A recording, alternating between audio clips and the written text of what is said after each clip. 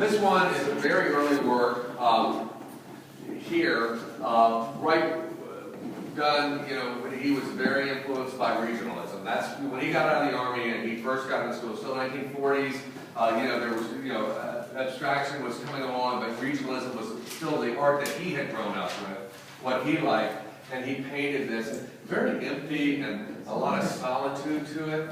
You know, there's something about a landscape. This reminds me of the, if anybody knows the song by Johnny Cash, Sunday Morning Coming Down, it reminds me of this emptiness, or well, actually Early Sunday Morning by Edward Hopper. You know, it's an empty kind of city scene, and there's that kind of lonely angst, and there's just something very, you know, very melancholy about this image. One thing that I noticed right away is this little dog here. He was very engaged through his art history in Netherlandish art, and there are always little dogs included in that, and I always thought that that was maybe just sort of a part of that, stemming out of that. Even its location in the picture really reminds me of something you would see in Flemish art. So this was very early, and this is a little bit later. So this would be late 1940s, this would be late 1950s. It's a portrait of our great-grandmother, my mother's grandmother, and so he wouldn't have known her until about 1953. So that's, you know, around that period of time, and it's very, this painting really reminds me of Bonnard. I mean, I think he was really, you just feel extreme light bringing out color on form, almost impressionist, you know, and it's really the only one that's a lot like that. But I think if you look at these three as a whole, you can see there is some darkness. You know, there are paintings that are more joyous. There are paintings that are darker and more moody. You know, that's what I like, that there's that spread. So watercolor was a medium that he enjoyed working with. It wasn't his serious medium, but he was very good at it. He taught a lot of watercolor, and he really enjoyed teaching watercolor. So he just came back to it. Okay, this painting is an early 1960s one. I think we have it listed as a casein on board. This is casein, so that's another medium that he worked with. It dries very quickly. He was very, there's a quote up here, I think, about medium, you know, yes, whole, it kind of explored a lot of different mediums, and ended up on acrylic. And so all of those that are like that, these two, they were done about that same time, early 60s. This is, you know, mid-60s. This is mid-60s. This painting is titled Signal.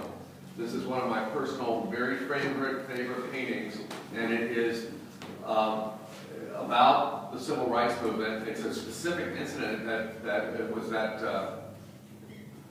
there was some Southern sheriff who like stood in the door and blocked things.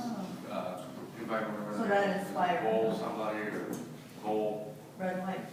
Yeah, so it's the You're signal. Not, you're not talking about Wallace, are you? No, it wasn't Wallace. It was a right. sheriff or something that was from the South that was, you know, trying to block, you know, African Americans from integrating.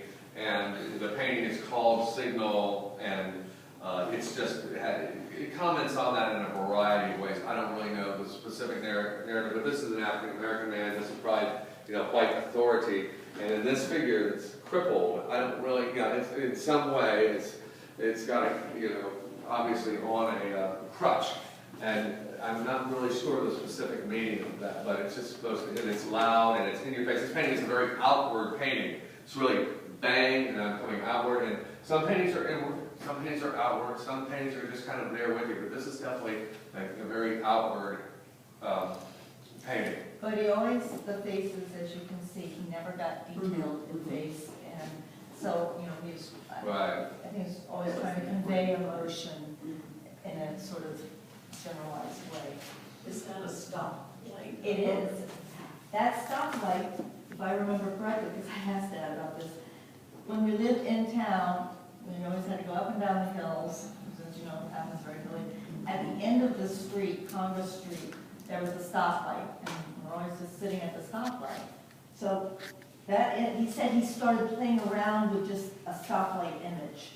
And then, you He was, both my parents were extremely socially conscious and very, early on, even in Texas, in fact, I don't think it was a popular thing he did.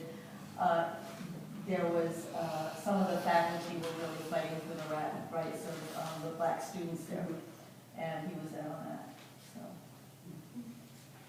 And he sketched constantly, constantly was sketching, but, those were just general ideas. He never would map out really a full painting, with either one, with the figures or the landscapes. The sketches were just to kind of keep them going and keep ideas flowing, but when he attacked that canvas, it was just movement and a lot of paint going around and then responding to things that happened. It was very responsive and very, he wasn't like looking at a sketch over here. He was just drawing and painting, and it was all happening all at once, and developing and painting out and repainting in. I was reading his book. Yes. I'll interject this, don't mean that. He did note in his book that sometimes you can see if something is framed, like he would just draw, that was something he might not have next to him, but he might be working out a sort of image. Yeah. So I think in general, yes, these were just very, they weren't related to particular works, but I think he did do a little working out sometimes. All right, let's move over to this room and see what we have.